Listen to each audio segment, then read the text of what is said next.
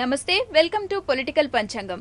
ప్రస్తుతం రాష్ట్రంలో దేశంలో జరుగుతున్న రాజకీయ పరిస్థితులను విశ్లేషించి మన రాష్ట్ర దేశ భవిష్యత్తునే కాకుండా రాజకీయ నాయకుల భవిష్యత్తును కూడా మనకు తెలియజేయడానికి మన స్టూడియోలో ప్రముఖ జ్యోతిష్యులు పొలిటికల్ అస్ట్రాలజర్ శ్రీ మంతా సూర్యనారాయణ శర్మ గారు మనతో ఉన్నారు. మీరు కూడా రాజకీయ భవిష్యత్తును గురించి చర్చించాలనుకుంటే స్క్రీన్ మీద స్క్రాల్ అవుతున్న నెంబర్స్ కి కాల్ చేయండి, శర్మ గారితో చర్చించండి. నమస్తే sir, welcome to studio. Sir, ఇప్పుడు కిరణ్ కుమార్ రెడ్డి గారి జాతకం గురించి గత 2-3 ఎపిసోడ్లుగా చర్చిస్తూ ఉన్నాం. ఆయన జాతకం బలంగా లేదు అనుకుంటూ ఉన్నాం. అయితే ప్రస్తుతం అవిశ్వాస తీర్మానం ప్రవేశపెట్టిన నేపథ్యంలో ఆయన జాతకం గురించి చూసుకుంటే ఆయన జాతకం ఎలా ఉంది? మనం లాస్ట్ టైం కూడా 2-3 సార్లు ఆయన జాతకాన్ని తీసుకున్నప్పుడు కిరణ్ కుమార్ రెడ్డి గారి గురించి మాట్లాడుతున్నప్పుడు ఆల్మోస్ట్ ఆయన జాతకాన్ని మనం చాలా విశ్లేషణ చేశాము. అక్కడ చూసినప్పుడు ఆయన మృగశిర నక్షత్రం ఆయన జన్మించినట్టుగా మనకు కనబడుతోంది.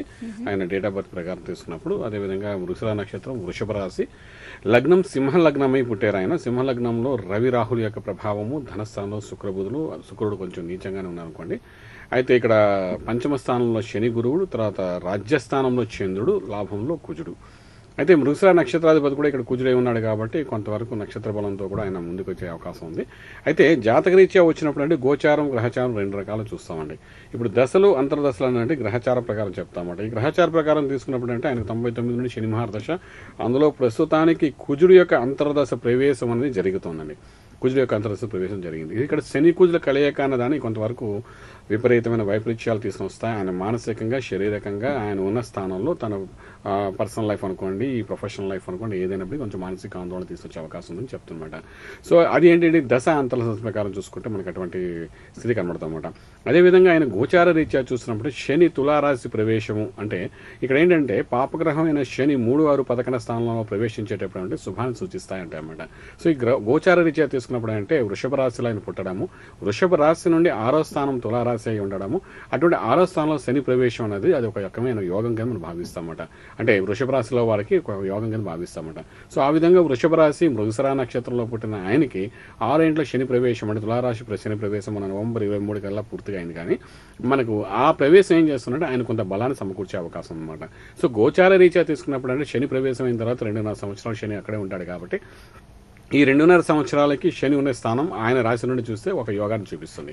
అదేవిధంగా దశల వారీగా చూస్తున్నప్పుడు శని మహార్దశ అయినప్పటికీ కూడా అంతర్దశ కుజుడు యొక్క ప్రభావం వల్ల ఆయన ఉండే స్థానానికి అంటే గ్రహచారం, గృహచారం 2 కలిసినప్పుడు ఏంటంటే కొంచెం బ్యాలెన్సింగ్గా ఆయన జాతకం కనబడుతుందన్నమాట.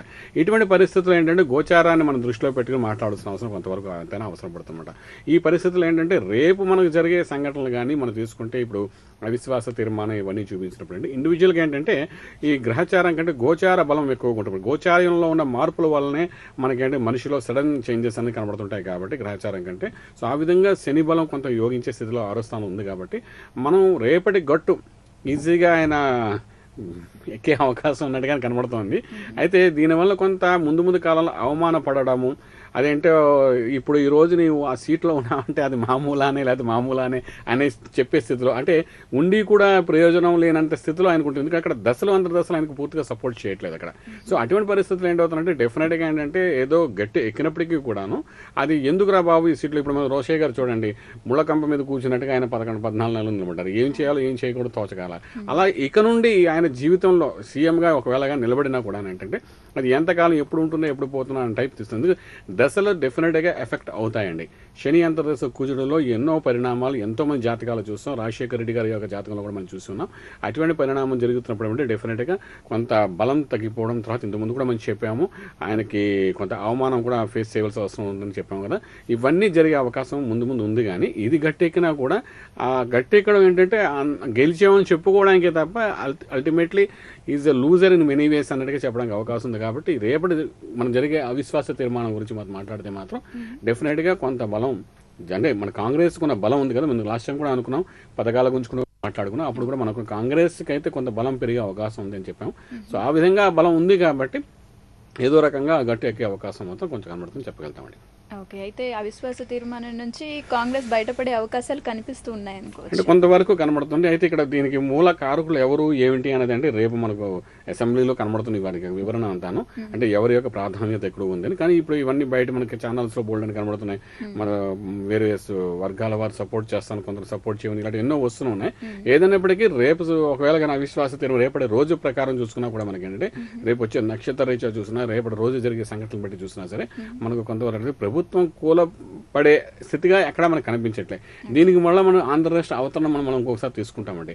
అలా తీసుకున్నప్పుడు ఏంటంటే డెఫినెట్గా రేపటి రోజుకి అంత భయానక స్థితి ఉంది అని మాత్రం చెప్పడానికి అవకాశం లేదు. దీనికి ఏంటంటే